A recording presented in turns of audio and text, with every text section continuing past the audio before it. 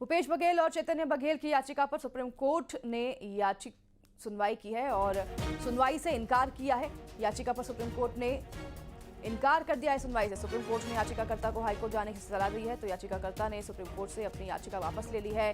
Justice Suryakant और justice जयमल्या Bagchi की bench का ये आदेश सामने आया। भूपेश बघेल और उनके बेटे चैतन्य बघेल ने सीबीआई और ईडी की जांच की वैधता को सुप्रीम कोर्ट में चुनौती दी थी और उनकी इस चुनौती से सुनवाई करने से इनकार कर दिया है सुप्रीम कोर्ट ने। साथ ही भूपेश बघेल ने गिरफ्तारी से संरक्षण की मांग भी की थी। हमारे साथ संवाददाता शंकर आनंद जुड़ गए हैं फोन लाइन पर। शंकर, एक तरह से ये झटका समझे जिस तरह से सुप्रीम कोर्ट ने भूपेश बघेल और चैतन्य बघेल की इस याचिका पर सुनवाई करने से इनकार कर दिया है।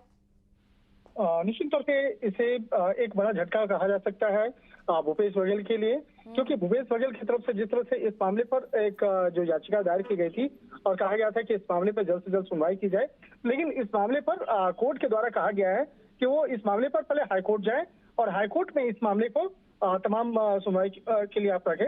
और इस मामले पर जिस तरह से अगर कहा जाए तो हालांकि भूपेश बघेल की तरफ से कपिल सिब्बल जो है वो आज पेश हुए थे और भूपेश बघेल के इस मामले पर जो कपिल सिब्बल जो हैं, जो उनके वकील हैं, जो उन्होंने कहा कि ये टुकड़ों में जो दायर किए जाने वाले जो चार्जशीट हैं, जो जांच एजेंसियों के द्वारा किए जाते हैं, जिसमें आरोपियों को लगातार जोड़ा जाता है, यह अनुच्छेद 21 का उल्लंघन है और ऐसे पूरे देश में हो रहा है। तो सुप्रीम कोर्ट ने कहा है कि पहले हाईकोर्ट जाए और हर राज्य में हाईकोर्ट होता है, तो हाईकोर्ट का भी एक मर्यादा होता है, उसका एक उद्देश्य होता है।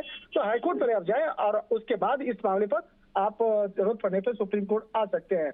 जिस तरह से पूरे मामले की अगर बात करें तो इस मामले पे आज जस्टिस सूर्यकांत और जस्टिस जयमाला बागची की जो बेंच है इस मामले पे सुनवाई कर रही थी और इस मामले पर जिस तरह से उन्हें हाईकोर्ट जाने का आदेश दिया गया है, तो एक तरह से कहा जा सकता है तमाम मामलों की गंभीरता को देखते हुए जो भूपेश बघेल के द्वारा जो दायर याचिका है उसे सुप्रीम कोर्ट से वापस ले लिया गया है। अब इसके साथ ही सुप्रीम कोर्ट ने एक ये भी आदेश दिया गया है, छत्तीसगढ़ स्थित जो हाईकोर्ट है उसको कहा गया है कि इस मामले पर जल्द से जल्द सुनवाई किया जाए। तो एक तरह से कह सकते हैं भूपेश बघेल के लिए सुप्रीम कोर्ट से आज झटका जरूर है। उनके द्वारा, उनके वकीलों के द्वारा आज जिस तरह से तमाम दलीलों को रखा गया, लेकिन कोर्ट ने उन्हें हाईकोर्ट में अपील करने के लिए निर्देश दिया है। जी।